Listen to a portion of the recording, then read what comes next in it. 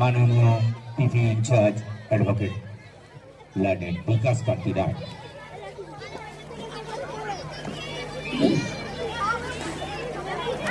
আমার খুব ভালো লাগছে আজকে যে স্কুলে আমি এসেছি টানাদিঘি উচ্চ বিদ্যালয়, যেই বিদ্যালয়টা আজকে বয়স 160 বছর অতিক্রান্ত করেছে এবং এই যে স্কুল এটা বাঁকুড়ার একটা প্রত্যন্ত গ্রামের স্কুল।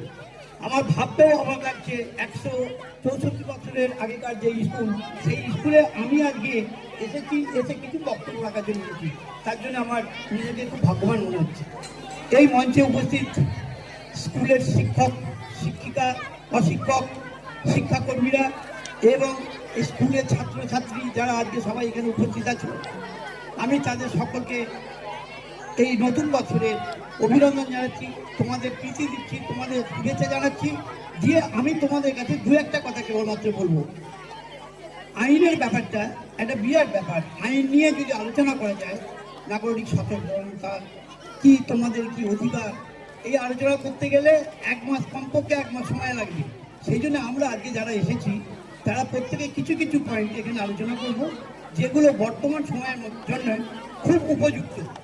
যেমন আমি তোমাদের প্রথমেই বলছি যে এখনকার দিনে তোমরা কাগজপত্রও দেখতে পাবে, নিজেদের এলাকাতেও দেখতে পাবে যারা শিশু আছে তাদের ওপর যৌন নির্যাতন হচ্ছে।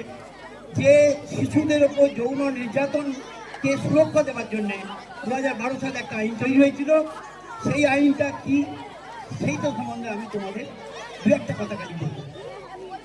এই যে শিশু মানে খালি নারী নয়, পুরুষরাও আছে, মানে যাদের বয়স 18 বছরের নিচে, যাদের ওপর যৌন নির্যাতন হচ্ছে। যৌন নির্যাতনটা বিভিন্ন পর্যায়ের হয়, কোনোভাবে শারীরিকভাবে হয়, কোনোভাবে অঙ্গভঙ্গি দেখিয়ে হয়, কোনোভাবে বিভিন্নভাবে ব্ল্যাকমেল করে হয়। সেইগুলো থেকে যাতে তোমরা বিরত থাকো, তোমাদের আমরা কয়েকটা কথা খালি বলবো। তোমরা যেমন বাড়িতে তোমাদের বাবা মা এদের কথা শোনো, মানে শুনতে বাধ্য হও বা শোনো, তেমন স্কুলে এসে স্কুলের শিক্ষক শিক্ষিকারা তোমাদের যে শিক্ষা দেন সেটাও তোমাদের শুনতে হয়। কারণ তোমাদের জীবনের পথ থেকে সুগম করার জন্যে তাদের যে মূল্যবান সুচিন্তা পরামর্শ যেটা, সেটা তোমাদের কাজে লাগবে। কারণ তোমাদের প্রত্যেককেই ধরে নিতে হবে যে তোমরা প্রত্যেকেই একজন শিশু। এই স্কুল যেহেতু একটা হাই স্কুল, এখানে প্রত্যেকেই শিশু, প্রত্যেকের বয়সই 18 বছরের নিচে। সেই জন্যে আমার মনে হয় তোমরা প্রত্যেকেই আমার, কেউ নাতি কেউ নাতনি এই বয়সী হবে। তোমাদের কাছে বলতে আমার কোনো দ্বিধা নাই। যৌন নির্যাতন যখন তোমাদের উপর হবে বা কেউ করবে, তোমরা একটা জিনিস খেয়াল রাখবে, তোমরা সমস্ত বিষয়টা প্রথমে পরিবারের লোককে জানাবে। তারপর তাতেও যদি কোনো তোমরা সুরাহা না পাও, লোকাল থানায় যাবে। তোমাদের নাম গোপন থাকবে, তোমাদের যে আইডেন্টিটি সেটা গোপন থাকবে। তোমরা কোনো ভয় পাবে না।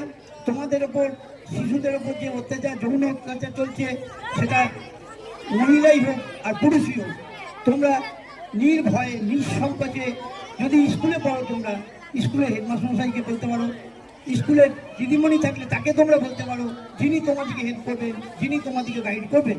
তবে আমার একটা খুব ভালো লাগলো, এই স্কুলেতে এই যৌন শিশুদের উপর যৌন নির্যাতনের সুরক্ষা দেওয়ার জন্য একটা কমিটি হয়েছে, যেটা আমার খুব ভালো লেগেছে শুনে। আমি মনে করি এখানে যে কমিটিটা হয়েছে, সেই কমিটি তোমাদের ছাত্রছাত্রীদের অনেক কিছু বুঝিয়েছে।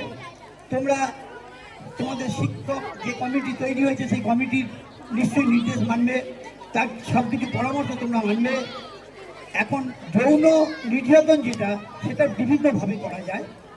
ধরো কাউকে কোনো বিকৃত ফটো দেখিয়ে, তোমরা শুনছো তো কথা, কাউকে কোনো বিকৃত ফটো দেখিয়ে তোমাকে প্রভূত করলো, তোমাকে এমন কিছু জিনিস করলো, তোমার গায়ে হাত দিল, কিন্তু সেই হাতটা যদি অস্বাভাবিক হয় তাহলে সেটা যৌন নির্যাতনের মধ্যে আসছে। তোমাকে এমন কিছু কথা বললো, যে কথাটা শুনে তুমি উত্ত্যক্ত হলে, সেটাও যৌন নির্যাতনের মধ্যে আসবে। একটা যৌন নির্যাতন করলে তোমাদেরকে সবার প্রথম সেটা জানাতে হবে। যদি না জানাও তাহলে তোমরা নিজেরাই বিপদে পড়বে। এই যৌন নির্যাতনের জন্য যে আইন হয়েছে, তাতে সর্বোচ্চ সাজা ফাঁসি পর্যন্ত আছে। যাবজ্জীবন কারাদণ্ড যেমন আছে, যেমন 3 বছরের সাজা আছে, 5 বছরের আছে, যাবজ্জীবন কারাদণ্ড আছে, ফাঁসির সাজাও আছে। আরম্ভ করে তোমরা শুনেছ আরামবাগ কোর্টে এই মাস দুয়েক আগে ঠিক পুজোর আগে একটা ফাঁসির আদেশ হয়েছে এই যৌন নির্যাতনের উপরে, এবং বহু যাবজ্জীবন কারাদণ্ড হয়েছে, 3 বছর সাজা হয়েছে, 5 বছর সাজা হয়েছে, 7 বছর সাজা হয়েছে, এরকম বহু হয়েছে।